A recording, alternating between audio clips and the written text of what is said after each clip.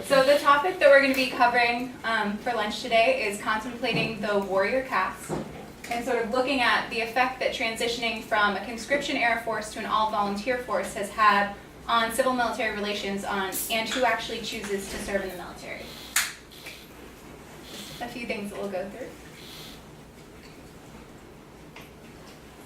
So when you look at today's force, active duty military comprises less than 1% of the U.S. population. Veterans hover at anywhere around 7% of the U.S. population, but our population has grown to be around 320 million. So one of the things that we've seen is that the nexus of this research really starts when the Gates Commission at the end of the Vietnam War said, it's time for us to transition away from conscription.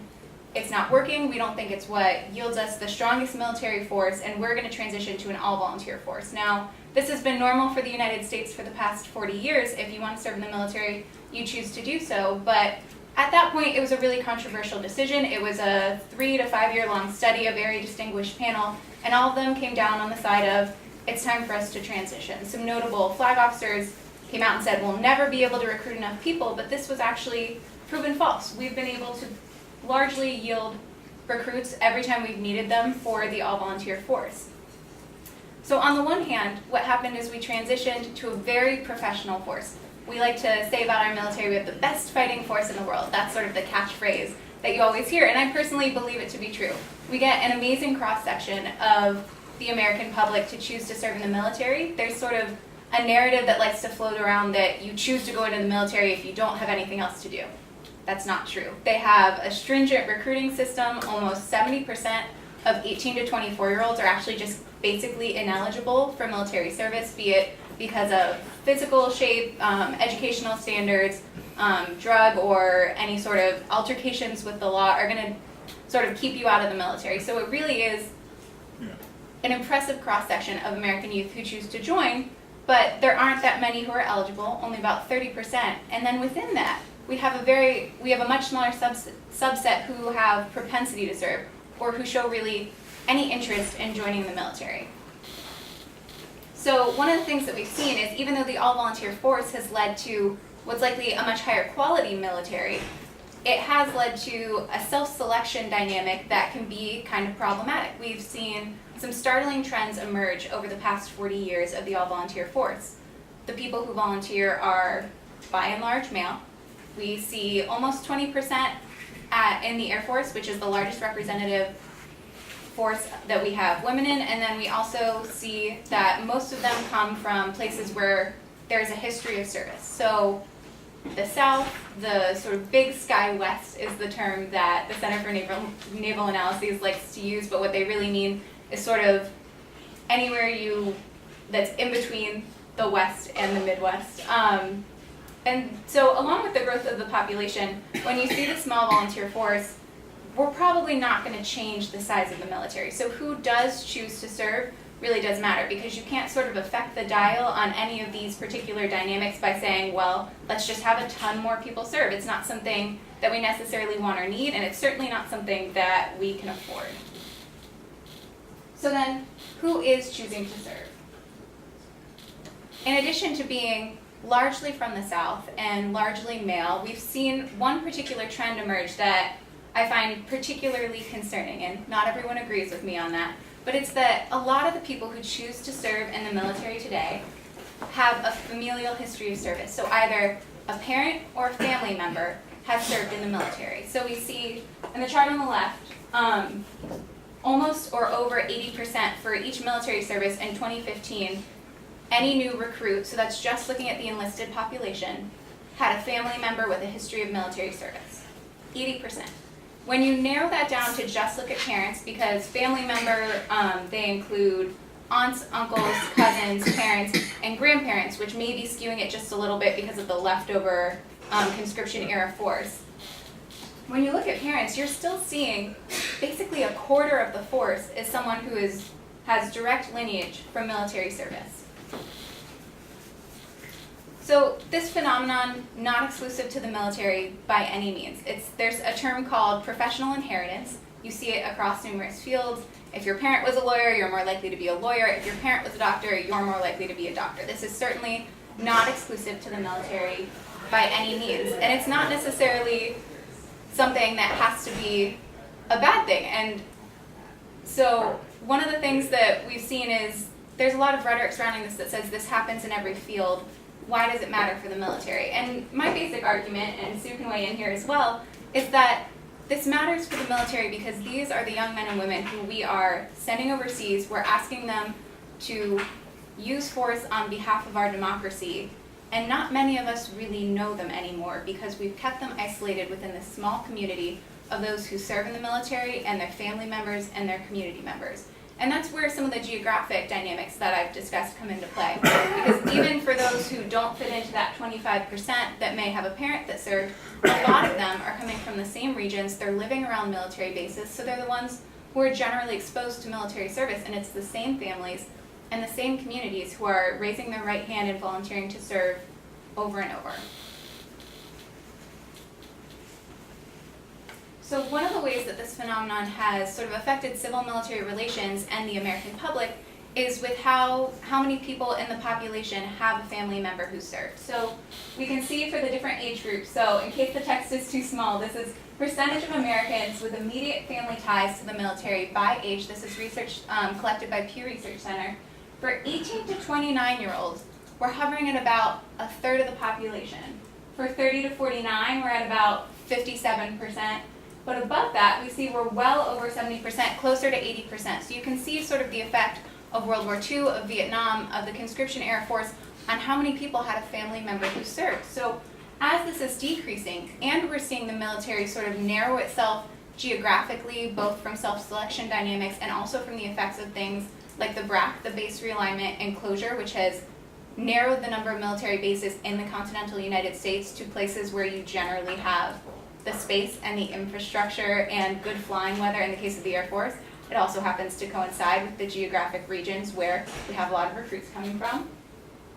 That there are just less Americans who are familiar with the military at all. And this is likely contributing to the recruiting dynamics that we're seeing where it's family history of service.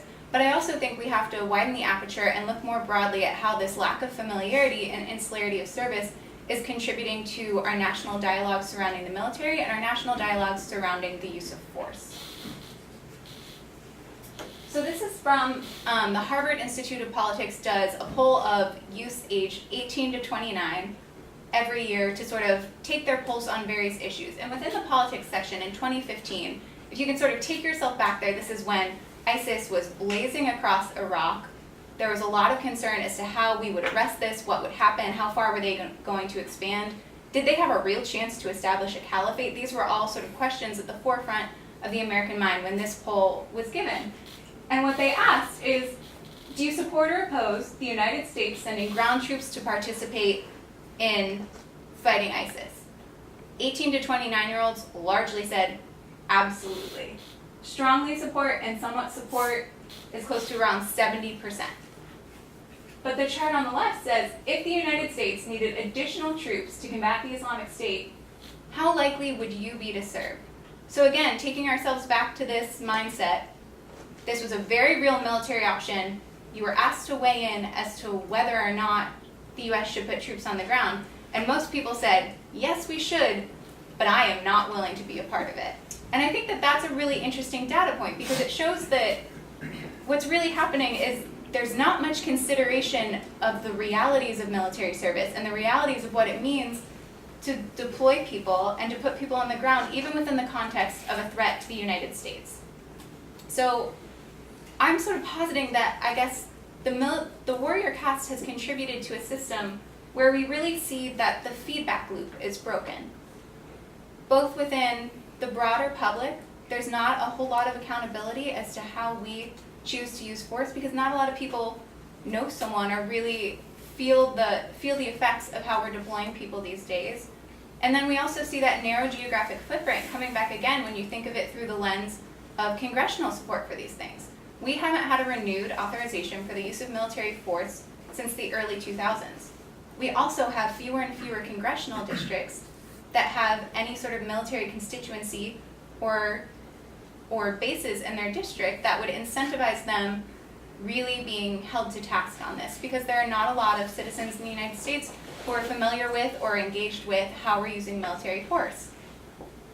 And so I think what this ends up establishing is a problem on two fronts.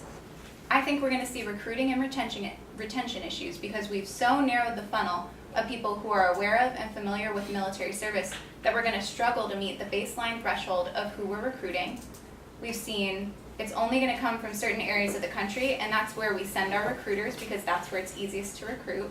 And then we also have a military that's so unfamiliar to the American public that however they're portrayed in the media is how everyone sees them. So on the one hand, you have American Sniper, and on the other hand, you have the Hurt Locker. So it's either I'm going to be on the ground as a combat infantryman, or I'm going to come back broken. And we don't see any of the spectrum in between of people who join the Army and go and get their PhDs and do incredible research, or people who do logistics or accounting or any of the other jobs that you can do within the military, but that are just utterly unfamiliar to the American public, and therefore are options left unconsidered by most youth today.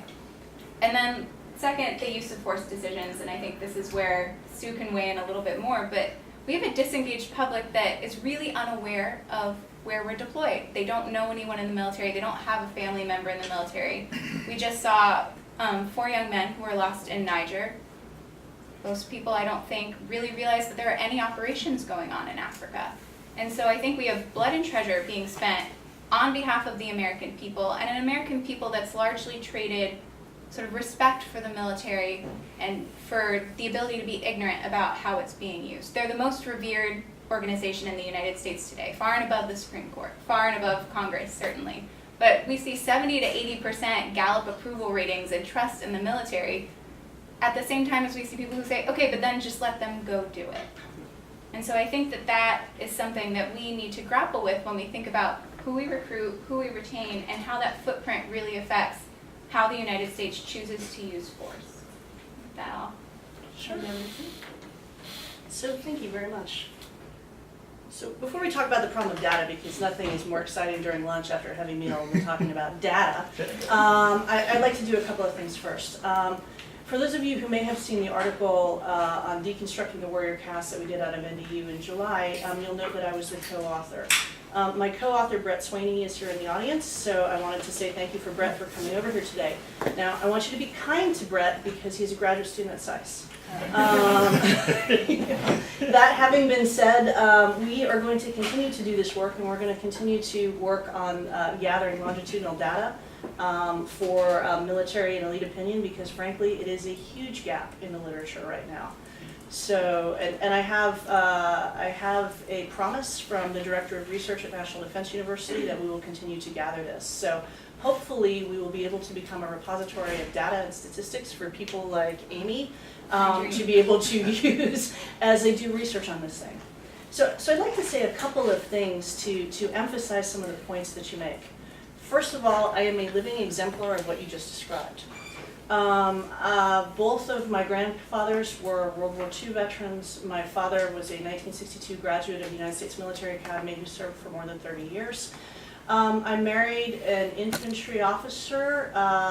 His brother was a career aviator. I have an uncle who was in the Navy. I currently have 2 nephews serving. One is a company commander in the 82nd Airborne. And the other just came back from Afghanistan, and I think that is his 3rd tour. So there it is. I mean, I understand that the plural of anecdote is not evidence, but at the same time, you see this pattern over and over and over again. The question is, so what? And I think that is the open question that we need to be able to discuss in terms of broader trends in the American society. I count my service at 50 years because I believe that the families of those who serve are also serving and also go through a heck of a lot. I was born, to date myself, I was born during the Tet Offensive. And I know this very well because my father was calling artillery in Wayne and my mother didn't know whether he was dead or alive. All right, so those people who are families of service members also serve. It was interesting yesterday as well because it's inevitable or invariable that what we start talking about ends up right in the newspaper. And that's one of the beautiful things about coming here to Georgetown, because you're always talking about topics that matter. And there was an interview with Colonel retired Mark Jacobs, who is a Medal of Honor winner. And it was obviously discussing the president's remarks with regard to the fallen soldier who had returned from Niger. You know, and I'm gonna leave out a lot of what he said, but one of the things he said really struck me for the point of this talk. And he said, you know, there was a clumsiness to the remarks. He's like, but the clumsiness to the remarks is really probably not that surprising. He's like, because there is such a gulf that has arisen between those who have served and those who haven't, that people who haven't served don't really know how to talk to those who have served.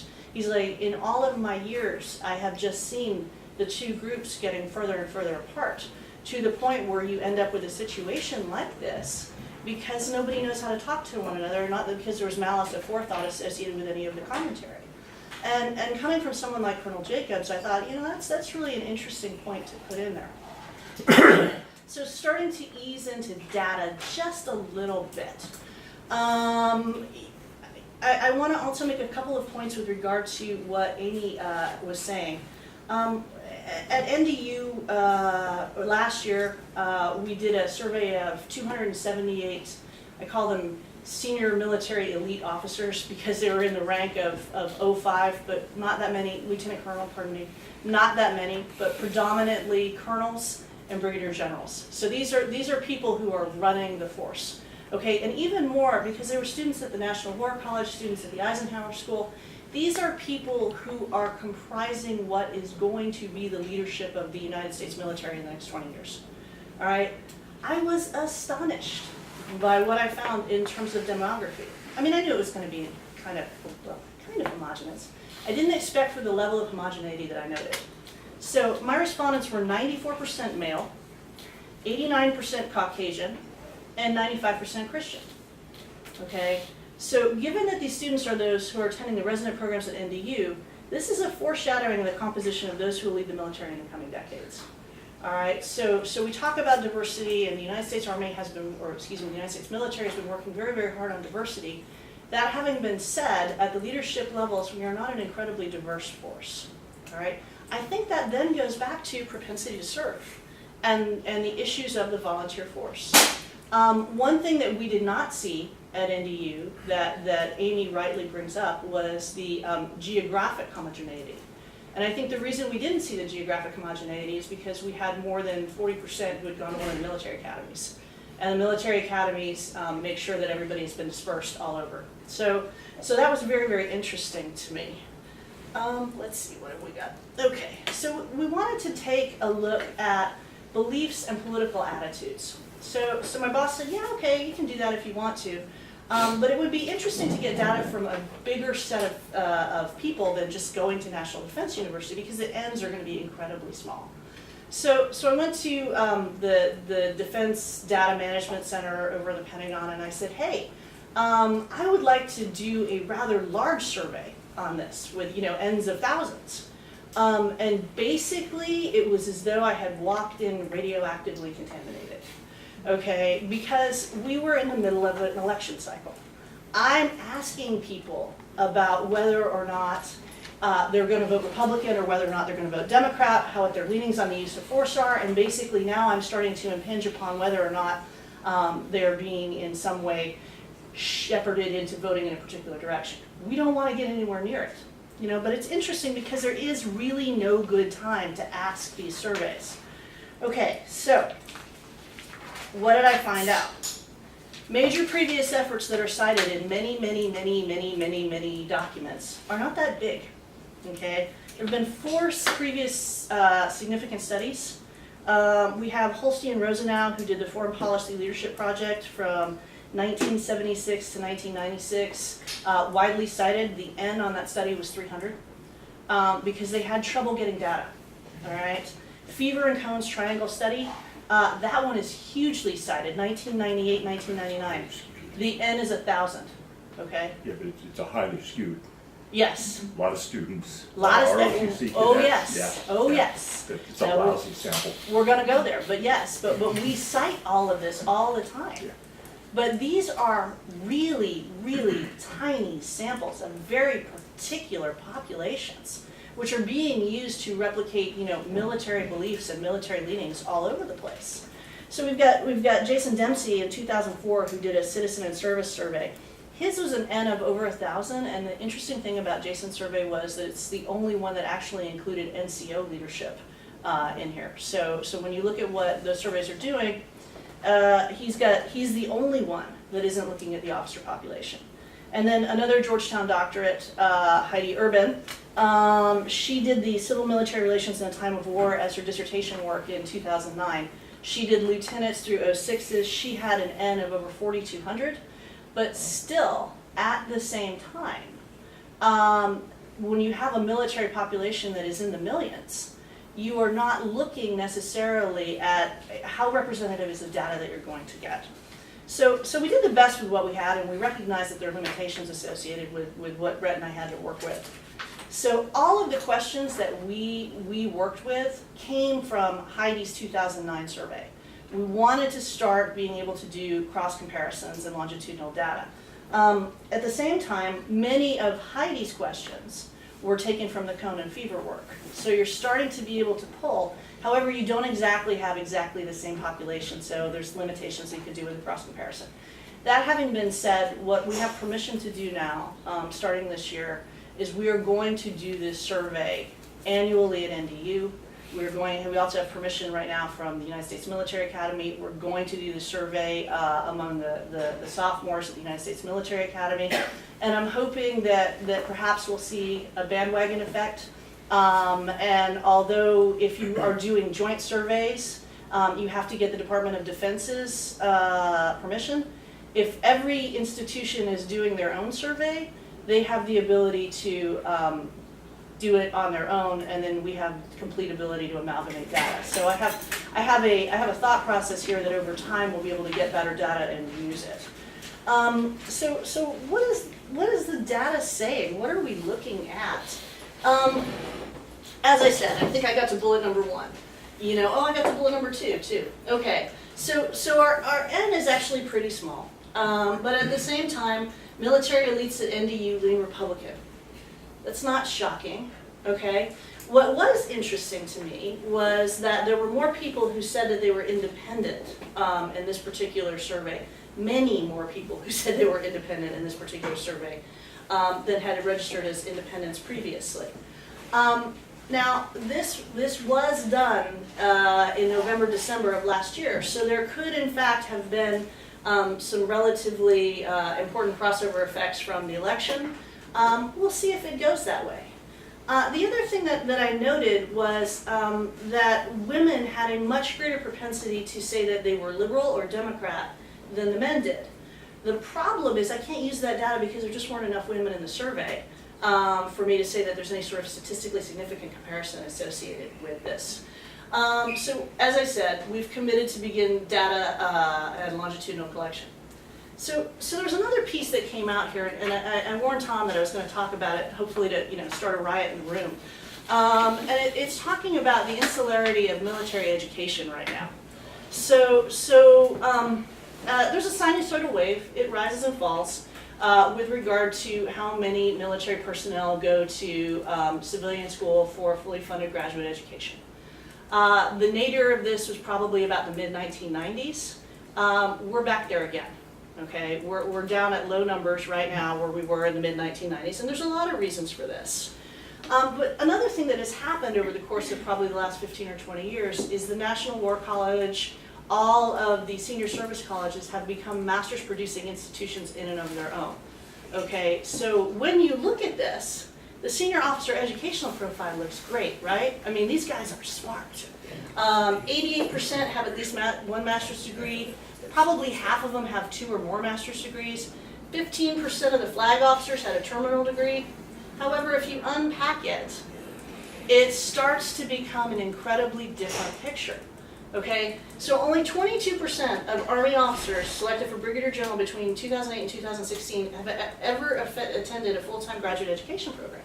Okay, so essentially, if you look at the General Barno quote, and I love him because he's pithy, you know, he said, it's great. He's like, if you're going to a graduate program and you have a Crayola box of 64 and you open it up and there's only green crayons in the box, you don't have the ability to get yourself involved with what is frankly opposing opinions. Okay, so the so what here in my thought process is when military leadership at the strategic level encounters civilian leadership at the strategic level, we have a Mars-Venus situation going on in terms of the way that people are talking to one another. The vocabulary is different. The way that they try to communicate what it is that they're doing, there's very different culture. And I think that there's a huge cultural bridge that can be made through education. Now, of course, I'm an overeducated Ivy League grad, and so I'm vulnerable to the criticism that I'm just, you know, mirror imaging myself. And I know that, but I think there's more to it than that, I really do. And what happened that surprised me is, you know, rule number 1 about writing is never read the comments that get left for you. And I did learn a couple of pithy things about my family tree.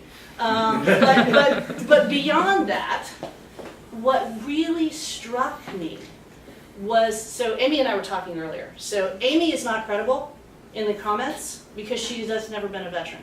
So they can't attack me for not being a veteran, so they're going to look for a different angle of attack. The blog piece that Brett and I wrote, for any of you who are military, it actually got picked up on Doctrine Man. So it went wide.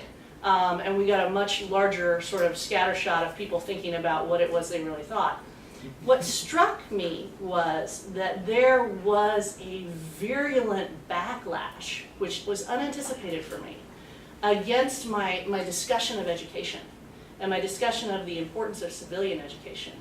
Tom and I were talking earlier about, what was it, Chardonnay swilling socialists, and that the Ivy Leagues and elite liberal schools do nothing but brainwash good people, okay? And there was such a virulent strain of this coming back. My other favorite one was, Ranger tabs were 2 PhDs. Okay, well good, I'm glad. Fundamentally, a Ranger tab's worth a lot, but it depends upon exactly what it is you're tasked to do. So let's step back and unpack that one. But this is largely coming from our veteran population who are making these comments.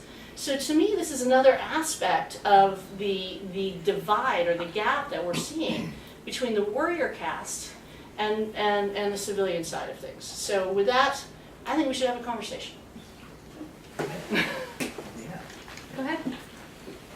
Thanks for coming for a discussion. Also, that slide to the reason why I left the military in the first place. I came here. I come from the beginning part of the conversation. I come down very much on both sides. I am a New York Jew with no military in my family, and found my way still into the Marine Corps somehow.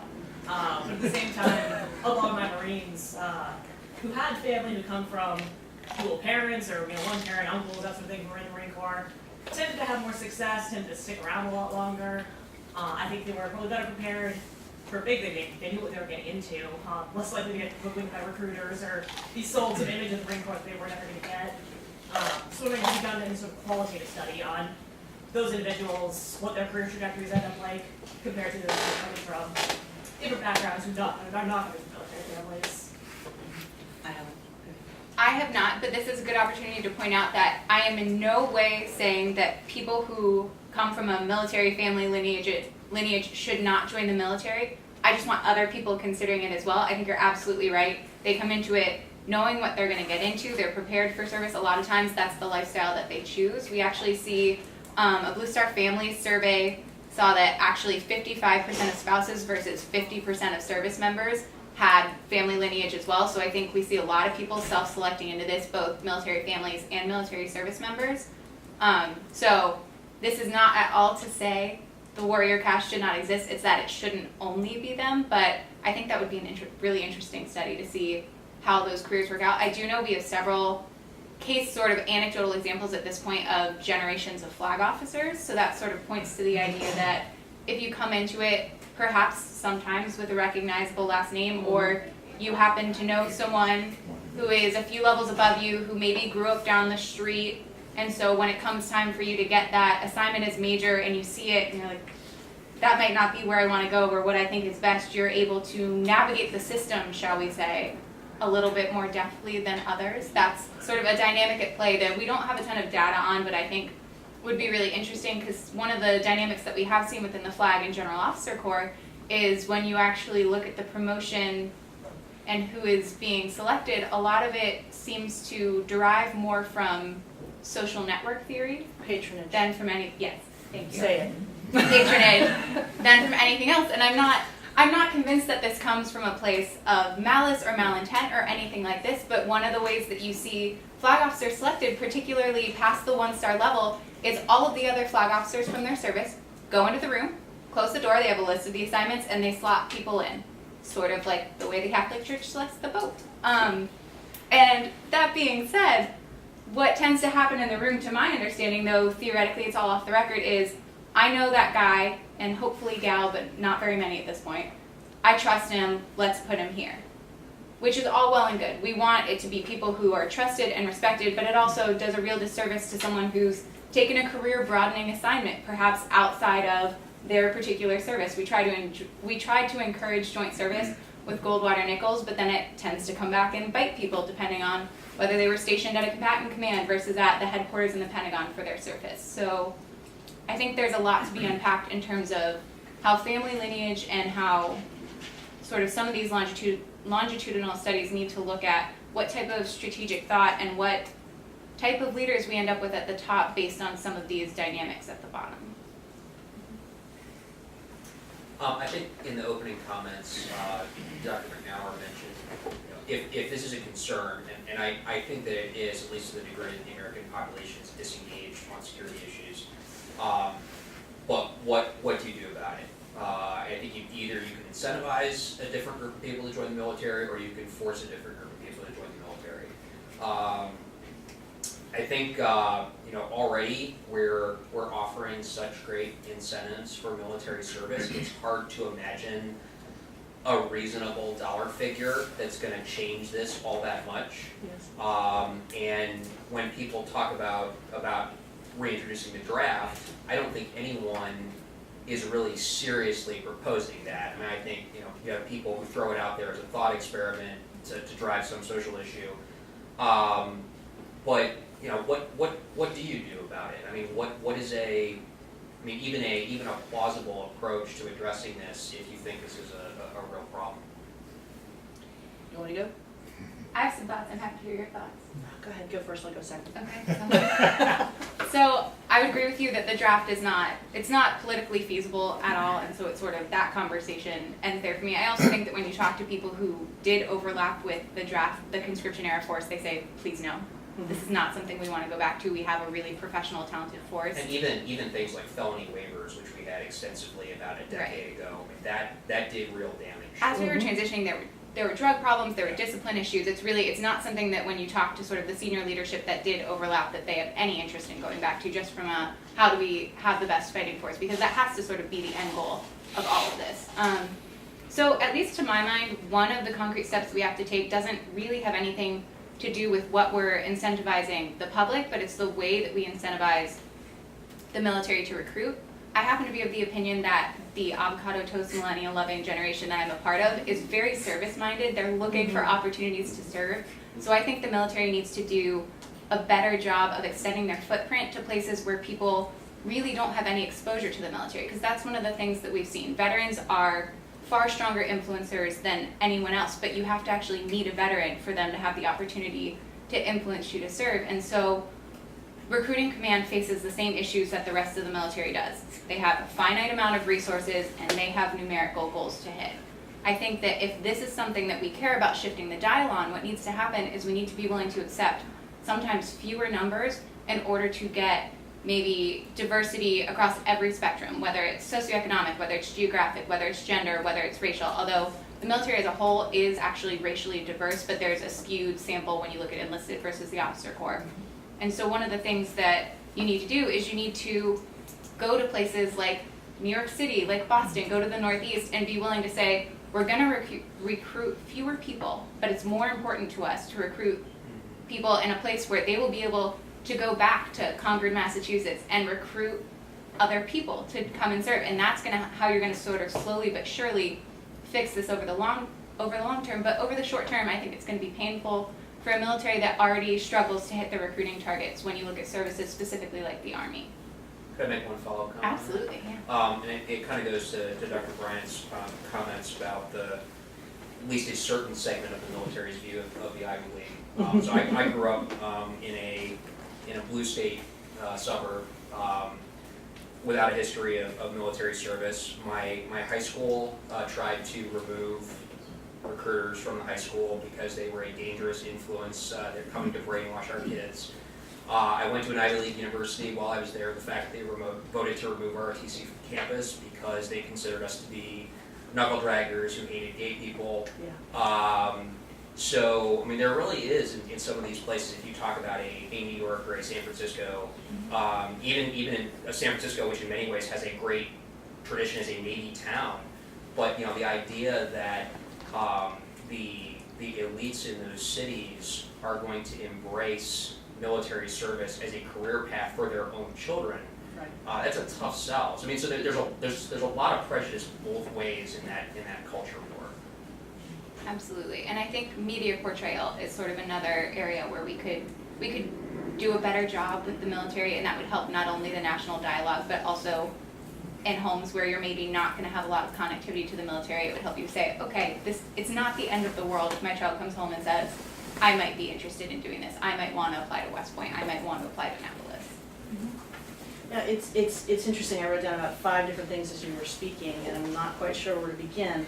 Like so many of these things, it's an incredibly multivariate, complicated situation, and so pulling at a single thread is going to lead you to an outcome that you weren't looking for. So just in no particular order, one of the things, it doesn't directly hit the military per se, but one of the things that also worries me right now is what has happened to our government service, DOD workforce, GSers, okay? Because what we have done is when you look particularly, you know, I'm much more familiar with the Pentagon numbers than I am writ large, but I think the Pentagon numbers are probably good enough to talk off of.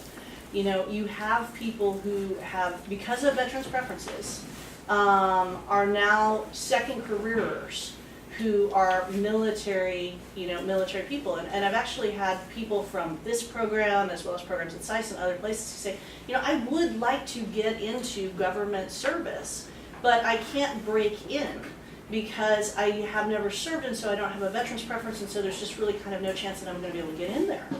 And so what we have now is this second career opportunity that has skewed the demography of our GS workforce into, you know, I think a median age at the Pentagon of 50-something. And so as a result of... Hey, Young, I'm in the just club, kids. it's okay. You know, but the reality of it is that also provides an isolation, because you have the civilian oversight that's also only pseudo-civilian, because frankly they're coming to it with a military mindset. And I love a military mindset, I have a military mindset, but at the same time, you're going to get groupthink when it comes to how it is that you're looking at problem solving, because we've all been to the same schools where we learn how to solve problems the same way. And so a partial solution to this for me is relooking how it is that we want to recruit, hire, and maintain a much more robust and diverse GS workforce. So that's the first piece of it. Second thing was education. For me, you know, I'm going to stand out and I'm going to say, look, we need more diverse experience for military people, and those diverse experiences come from being around people who don't think like themselves. And in terms of incentivizing, we do, inside the military, have the ability to reprioritize the incentive structure in order to incentivize, you know, non-financially, assignments which are not, you know, oh, and then I'm going to go be the S3 of the 82nd Airborne.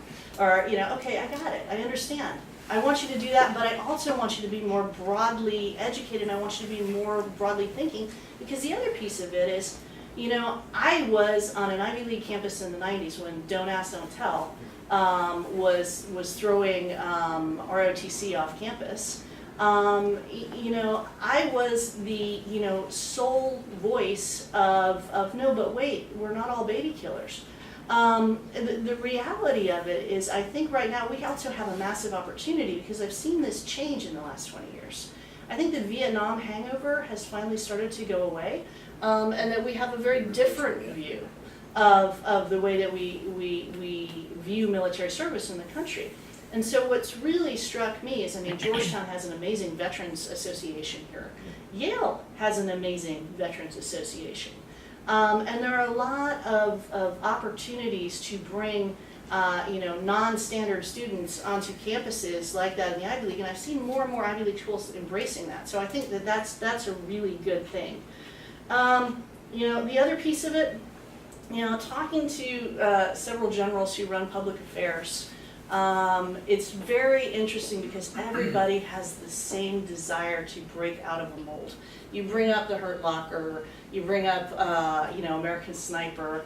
When you start, everybody has a conception of the American military, many people have conceptions of the American military that have been portrayed by Hollywood, all right? And because we're so isolated, those conceptions are just not right, but they're the only thing people have to hang on to.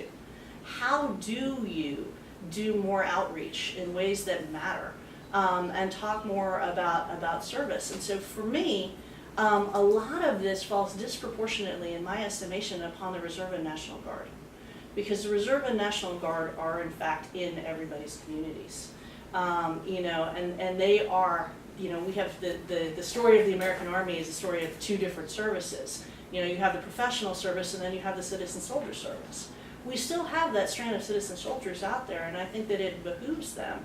And I've spent a lot of time talking to Brigadier General Walker, who's the commander of the DC Guard, about his vision for more integrative conversation, more integrative dialogue. And I think that really, really falls disproportionately, unfortunately, upon, not unfortunately because they're bad at it, but if you're them, one more thing to do, upon the Guard and Reserves. And with that, I'll stop yapping.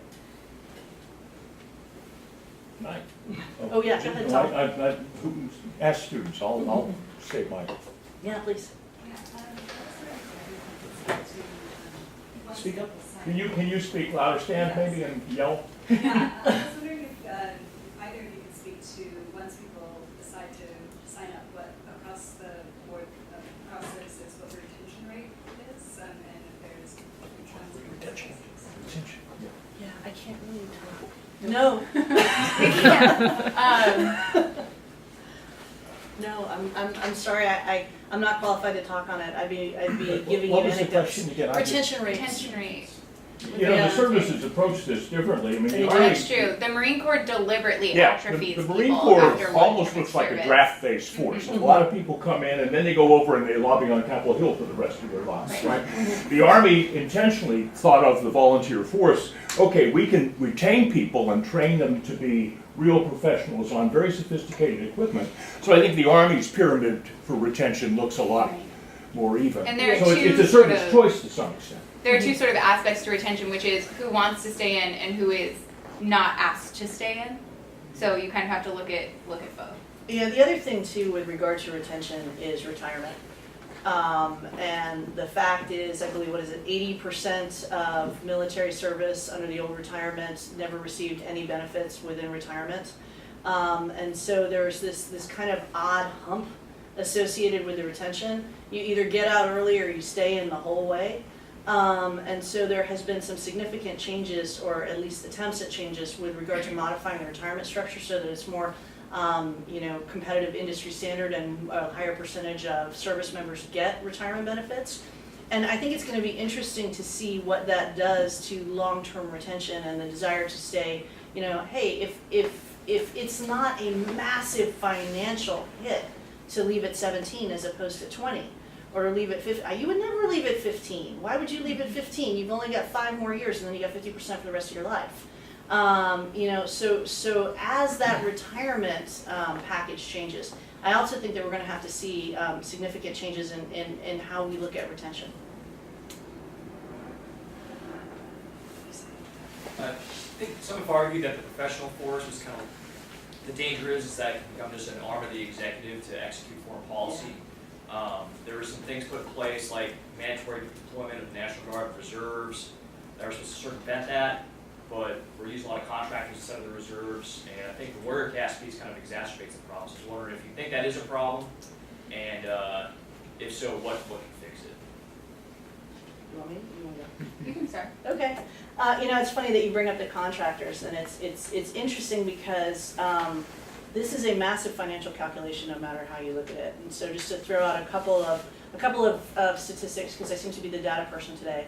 The statistic about the cost of maintaining our all-volunteer force and the rise in cost per soldier since we hit 2001, and the bonuses that we have been paying in order to maintain the retention, particularly, David, within the special forces, within the Delta communities.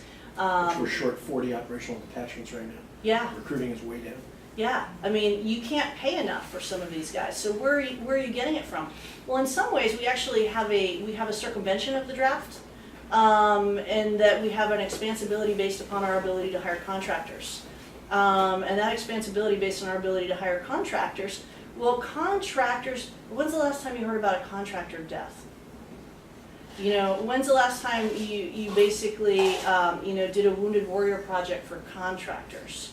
There is another segment of society that is bearing a disproportionate cost in what is it is a contractual arrangement, financial fee for service, in order to manage these wars.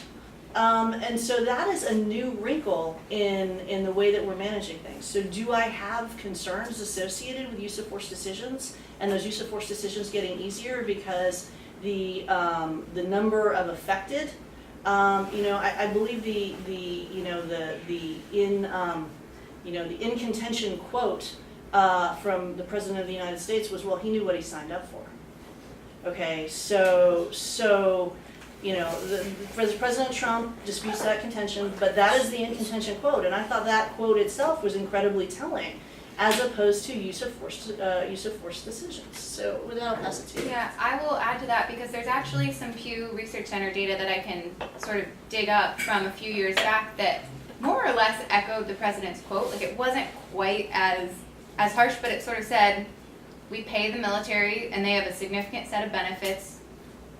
This is what they signed up for. So I think it was a very raw situation, and I certainly disagree with saying that to a grieving widow, but I don't think that he is necessarily alone in that feeling, that he's not actually echoing a sentiment that kind of is an undercurrent to the public discussion of what's going on with the use of force these days, which is, it is an all-volunteer force. You chose to do this. But I will also add that I think it's more, to my mind at least right now, a congressional problem than an all-volunteer force problem. I think that the military should not be an army of the executive, as you pointed out, but again, we've seen across both sides of the aisle, this is not a partisan issue to my mind. The executive uses the military and the Congress kind of says, if we don't say anything at all, we can't be blamed, right? Yeah. And so we're not seeing renewed authorizations for the use of military force because there would be culpability come election time. And I think that the problem lies with Congress really abdicating their responsibility to have oversight of this issue. So before we go on to the next one, I'd like to piggyback off what you're saying, because what you've asked actually is getting to a conversation that Amy and I were having as we were preparing for this. And we're talking now about perhaps doing a collaboration on something loosely titled From Citizen Soldier to Secular Saint. And there is a reality that is going on here, that we have placed the warrior caste on a pedestal so that they are no longer of the people in a certain respect. And since they are no longer of the people, you can ask more of them, expect more of them, and as a citizen, you don't have to be guilty about what happens to them because they're fundamentally different than you are. The other side of, and there's also a pernicious piece of this inside the military that I see that I can talk about because, and Amy's like, well, I can't talk about this because I don't wear a uniform. I'm like, oh, you want a bomb thrower? Okay, I got it. But for someone who's inside the military, I have seen that we may have drunk a little bit too much of our own Kool-Aid at times as well, where we start to feel as though we are in fact morally superior. And so one of the questions that we're going to actually add to the survey that we're sending out this year is going to be questions that get to whether or not you might have a conscious or unconscious feeling that you are better than those who don't serve. And I think it's going to be very interesting to see how that data comes out. Right now, it's just a suspicion in the back of my head, but I'm very curious to see how that goes. The other thing with regard to Congress that I would put out there is, yeah, they're not culpable when they don't say anything, but at the same time, you know, you don't want to be the congressperson who has voted not to appropriate for troops in contact. You know, I mean, that's un-American. And so there's a tremendous amount of pressure not to do anything that could be perceived as in some way unpatriotic or against the troops. Because remember, this is the most revered institution, and you don't want to undercut it in any way.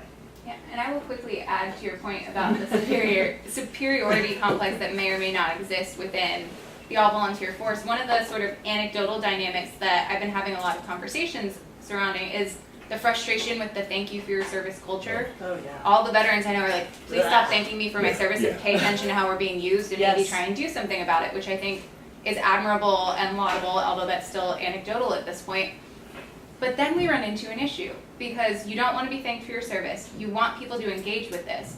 But as sort of Sue talked about the comments that I get when I do write on this, it's you're not a veteran, what could you possibly know? So there's this credibility issue of we want you to be engaged, but you're not as credible as we are commenting on these issues. So I think there's something that really needs to be reconciled within that. If you want an engaged public, you're going to have to deal with a public that hasn't served engaging because, again, it's going to be less than 1% on active duty. Like there's no real way around that.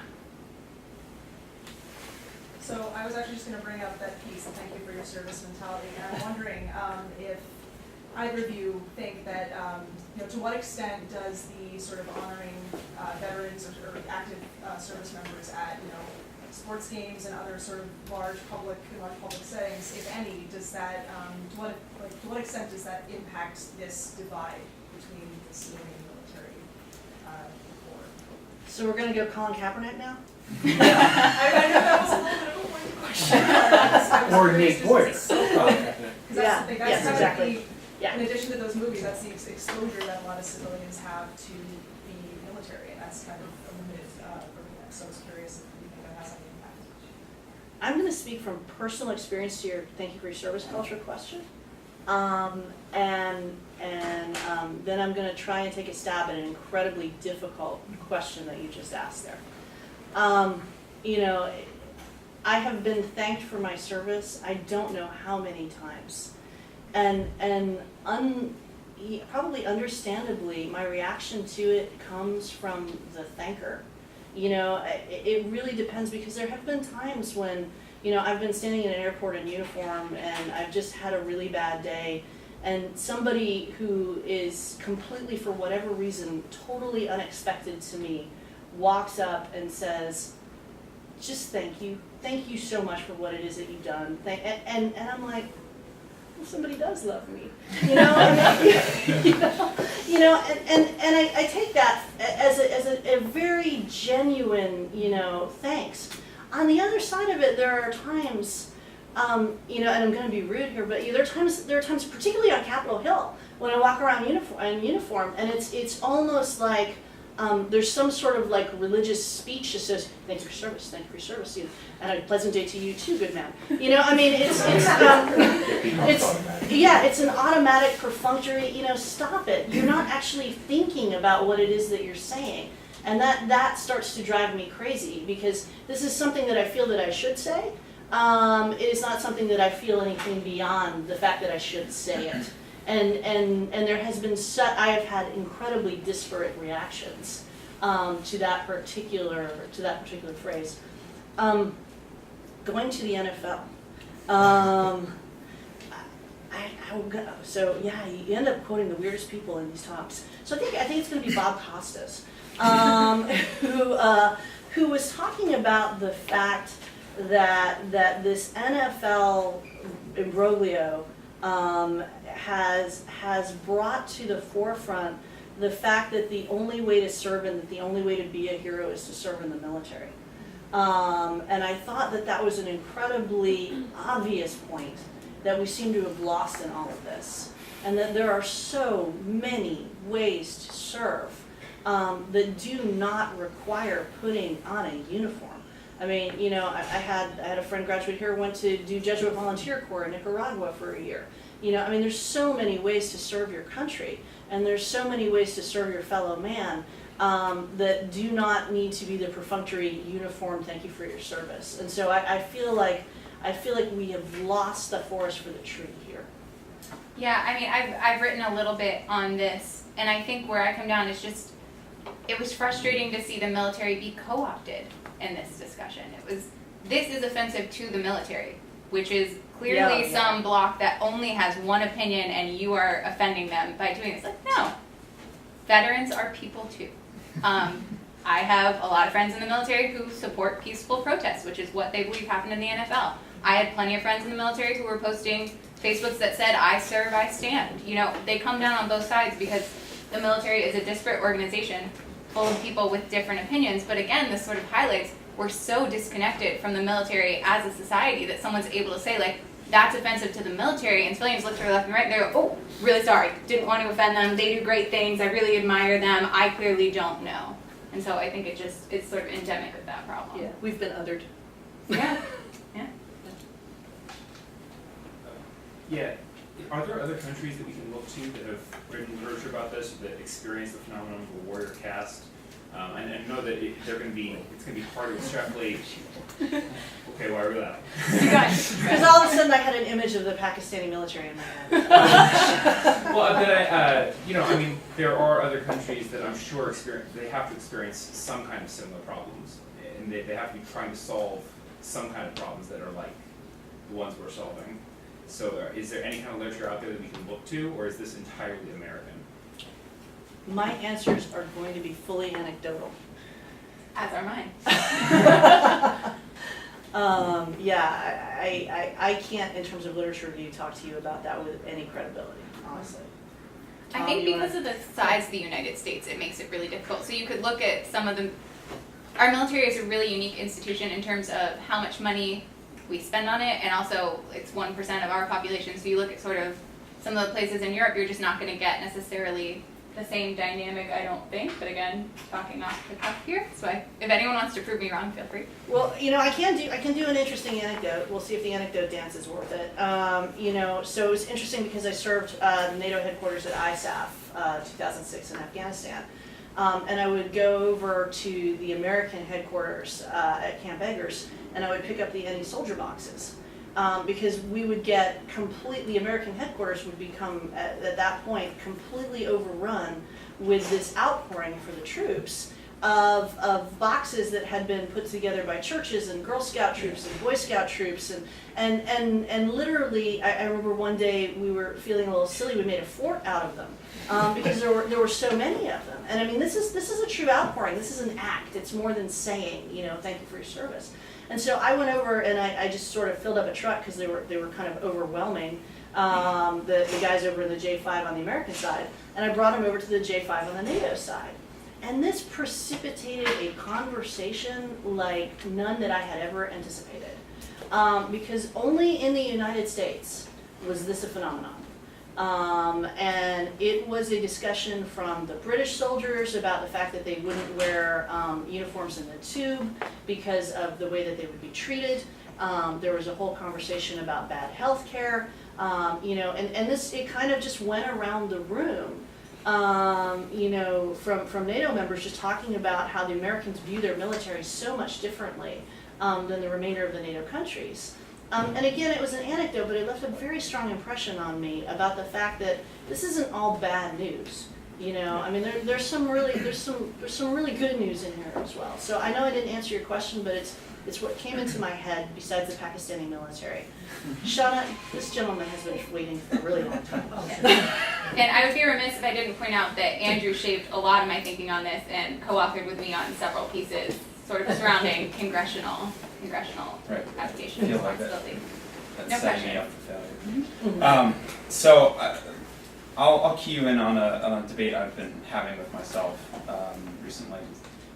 The public inattention that comes out of the warrior caste phenomenon has effects on what the military does abroad and the use of force decisions we're talking about. And the way I've been seeing it is on one side of the spectrum you have, let's say, Afghanistan, where you have a sustained, costly effort that really may or may not have a clearly defined strategy and may or may not be in the national interest. And then on the other hand, you have what we're doing in Africa, which is relatively low cost, relatively low numbers of personnel involved, and arguably has enormous exponential positive outcomes for the national interest in that we're basically managing a boiling pot in Africa. Does the Warrior Caste, and it's not even authorized under AUMF, that's authorized under Title 10, Section 2282, which I only know because I was just looking at it for something, for capacity building in Africa. The Warrior Caste, arguably, and the public intention allows those operations to continue because the public isn't attentive to what we're doing there. If you could just speak to that a little bit, and that dynamic of public inattention lets us do some things that are helpful in addition to taking accountability away. This is a tough one. I think I still come down on the side of it would be better to have public attention and oversight. Fundamentally, I think when you get into these kind of issues, you really sort of have to grapple with how does this happen in a democracy in a way that is democratic and representative of theoretically what everyone wants. So inattention may be more convenient. Like in an authoritarian regime, you can send the military wherever you want, whenever you want, and it's much easier. But I think the attention matters more, even if it does fundamentally cause some national security dilemmas, because at least we are sort of staying true to how a democracy should function and should use force. I mean, the idea of young men and women dying overseas for a conflict that nobody knows or cares about gets under my skin. I fall completely in line with what you just said. So yeah, I mean, no, for me, it's kind of, there's a certain degree of getting away with it. That's piece of, and yes, there's some things that you probably, we'll just get away with that. That makes me uncomfortable. Mm-hmm.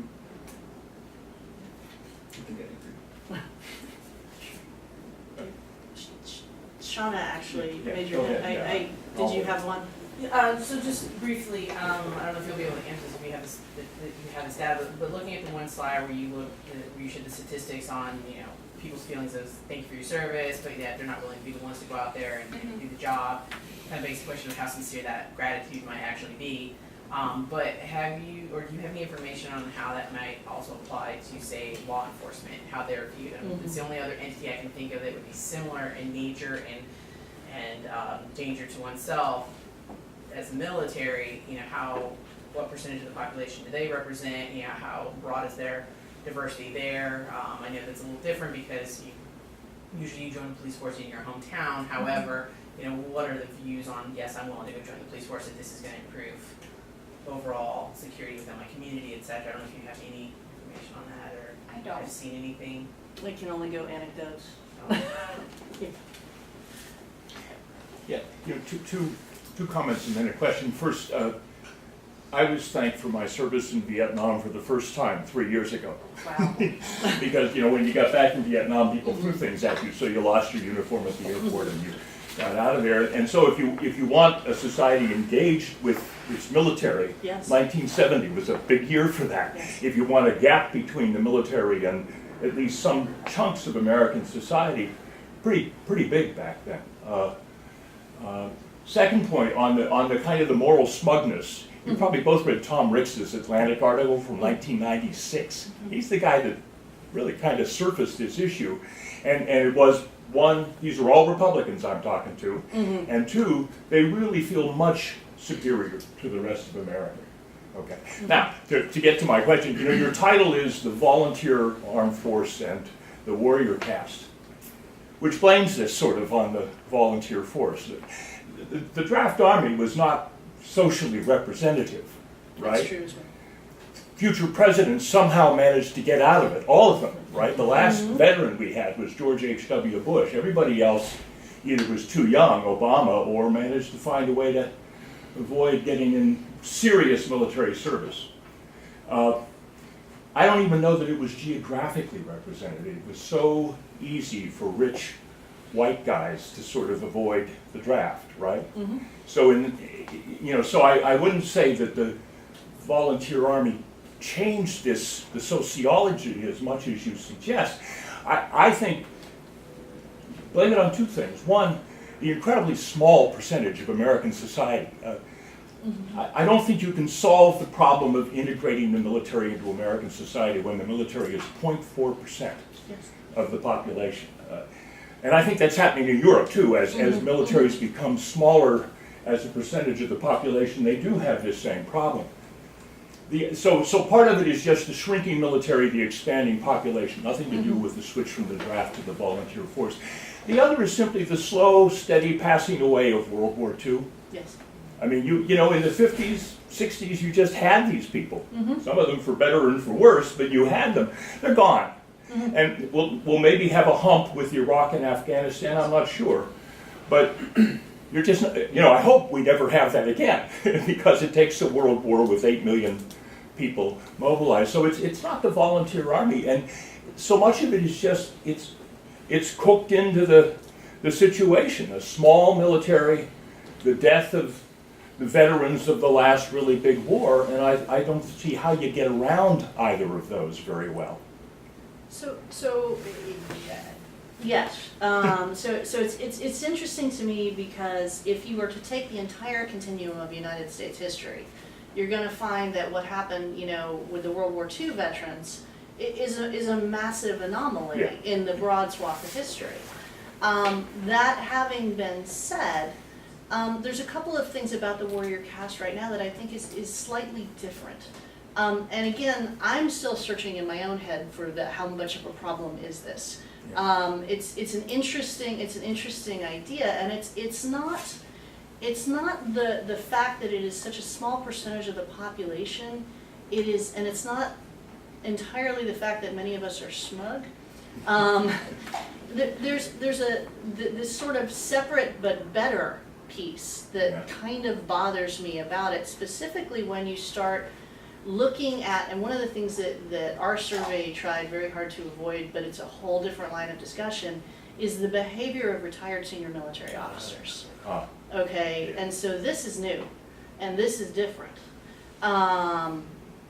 You're gonna come back at the end of the Civil War. It's certainly new in, I was going to say, it's certainly new in the first half of the 20th century. Yes. I think you had the marshals and so forth who didn't vote.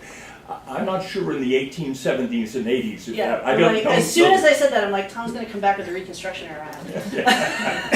Well, but it does change. There's contractors in the Civil War too. I mean, that's not a totally new problem. Go ahead, Dawn. No, but it is. So you've got that. You've got the behavior of retired generals who have politicized themselves. And then on the other side of it, you have the completely anomalous situation with the current administration, where you are looking at, in my estimation, an administration that is bolstering its own credibility through the use of serving and retired military officers. And so if the warrior caste is not a phenomenon that matters, then we wouldn't, then our president wouldn't be grabbing for that as well. And so, it returns, I knew I would end up quoting the Constitution in here.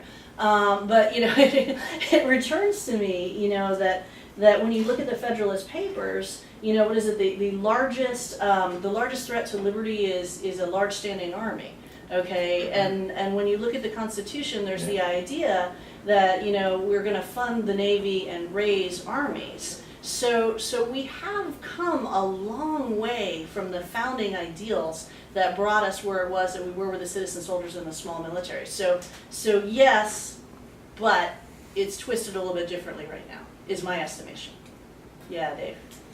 Great presentation. There's so much to talk. I love to talk about promotions, how they work, assignments, all those. But just quickly, both of you just hit on values and our ideals.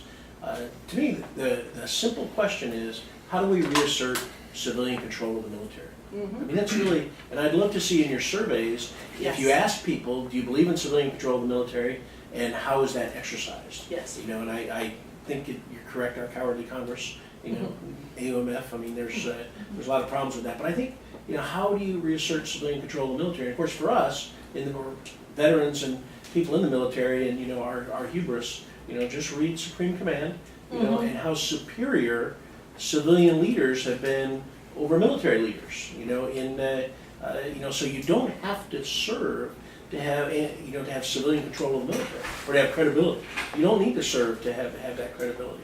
You're credible because of your competence. And so don't wear that that you haven't served. You have every right. Everybody has every right to comment on these issues Yes. because we're Americans. Yes. And but it is our hubris, and thank you for your service. All that, the people, people are thankful, and that's good. But I think it's got to get back to civilian control of the military. Yes, it does. How do we exercise that? How do we get that back? And that's the fundamental question, I think, is that goes to a lot of this. I'd be curious to hear how much you think that superiority complex, which I absolutely agree exists, and I think it's a big part of the problem of them being put up on a pedestal and being able to separate responsibility for whatever happens in the military, is due to kind of a necessary side effect of recruiting efforts. I think so much of how civilians see the military is not just Hollywood, it's the billboards and the commercials, and that's a thing. The Marine Corps certainly has the view, the crowd. Everything is Fight better than you. And like that is how we recruit people. We can't offer more money than the Army, that sort of thing. So what we sell is you are going to be a better individual than your peers when you come join this. Is there a way we need to address recruiting efforts in order to help change that relationship? So I don't know that I can answer your question directly, but it's funny because we have those few the proud signs out there, and the Marine Corps has a massively successful recruiting effort. And oh, by the way, they also have the smallest recruiting mission. So they've got an easier task. I'm thinking of a quad chart that came out about 5 years ago on civilian opinions of military. You know it? Yeah. You want to go there? Sure. Do it. Yeah, we've been trying. I don't have it at hand, unfortunately, but it sort of talks about there are two spectrums. Yes. And it is, let's see, Marine Corps to Army, Air Force to Navy. Yes, this is the chart. And it is looking at what the public views are of each military service, and what they really come up with is people think that the Marine Corps and the Air Force are better.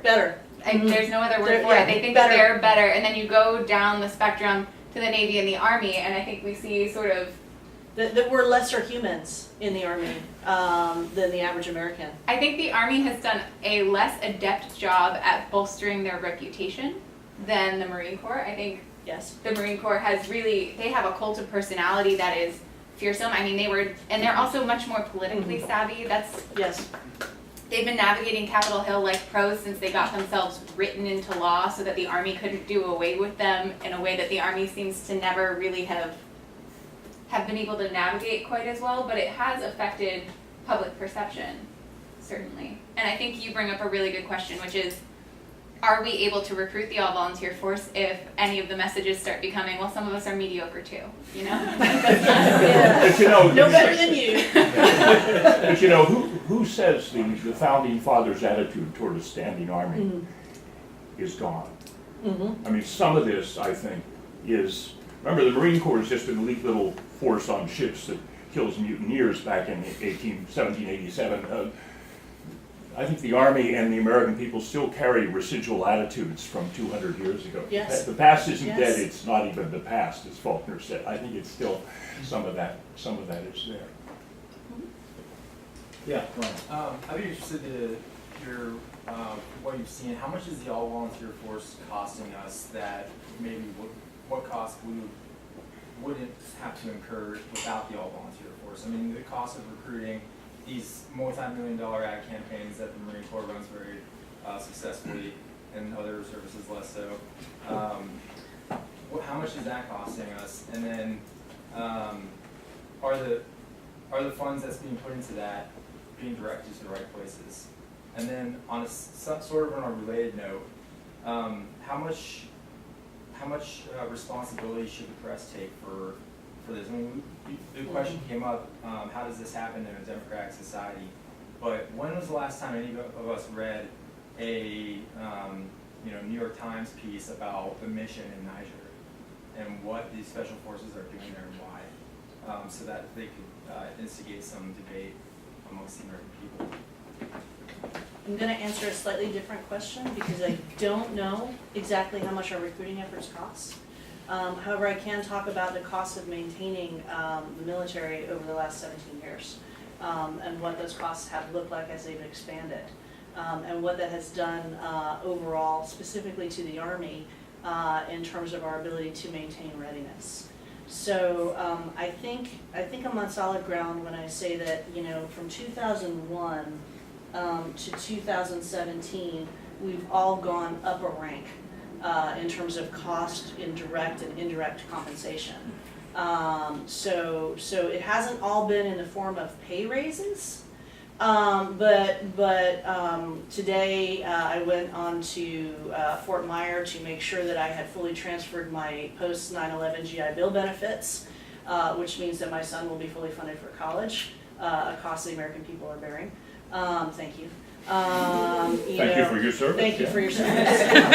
I'm good with that one. You know, but that was, I mean, that was a John McCain initiative, along with some others. Okay, in order to maintain our ability to keep our service members in, our indirect compensation in terms of the housing allowances and what we're allowed to have for housing allowances has gone way up. Since 2001. Thank you, I live well. You know, but I'm about to lose my housing allowance. But you know, the second, the other piece of it too has been the large, and this is not shocking when you look at the overall spectrum of America, the exploding increases in medical care costs. For service members and the amount of our, particularly for retired service members, which I am about to become, you know, you're paying for my medical care for the rest of my life pretty much, you know, and oh, by the way, my husband's as well. So all of these things start to become, you know, indirect compensation for us that we go, oh, we haven't done that much of a pay raise. Well, no, but there are costs that you're not paying that you don't even recognize that you're not paying right now, that other normal human beings have to pay.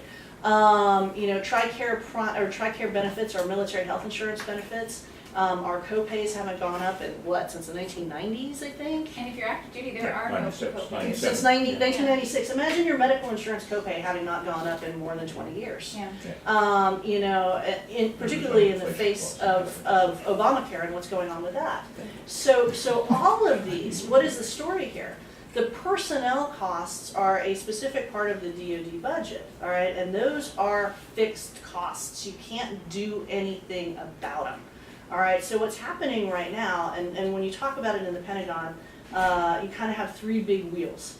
You have force readiness, you have force structure, and you have modernization, okay? So force structure is how many people you have on active duty.